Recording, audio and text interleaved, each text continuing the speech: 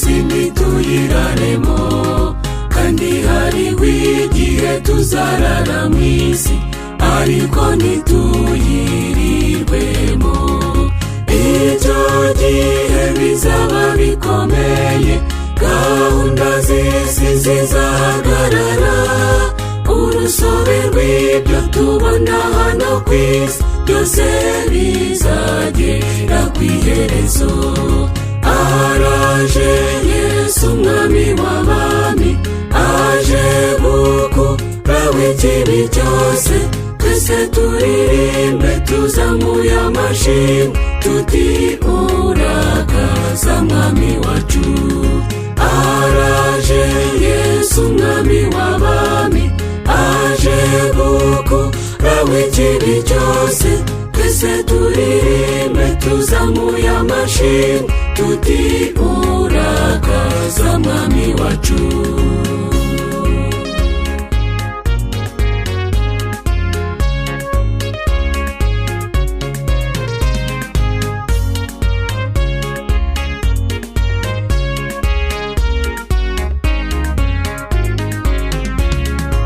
Igihe gishize ni kirekire cyane, tuvuga ibyo kugaruka kwa Yesu, ariko ntimurambirwe ntibigitinze, ibimenyetso byaragaragaye.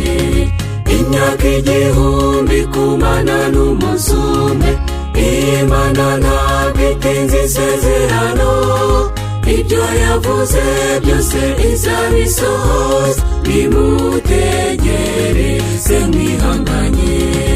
Araje Yesu umwami w'abami, aje gukuraho ikibi cyose, twese turirimbe tuzamuye amashimwe tuti urakaza mwami wacu.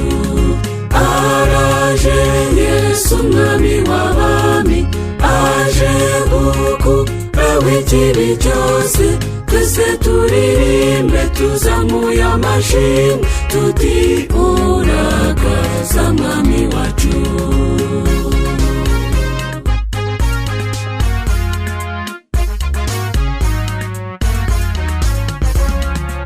Abamwizera bazishima bamubonye, bitere hejuru bamusanganire, abanga kumwizera bazicwa n'ubwoba, bahunga ubwiza bwe burabagirana. Twese twifuze kuzamusanganira, aza tujyana mu bwami bw'ijuru, tuzabana nawe mu bwami bwo mu ijuru, aho tuzahora mu mahoro. Araje Yesu umwami w'abami, aje gukuraho ikibi cyose, twese turirimbe tuzamuye amashimwe tuti urakaza mwami wacu.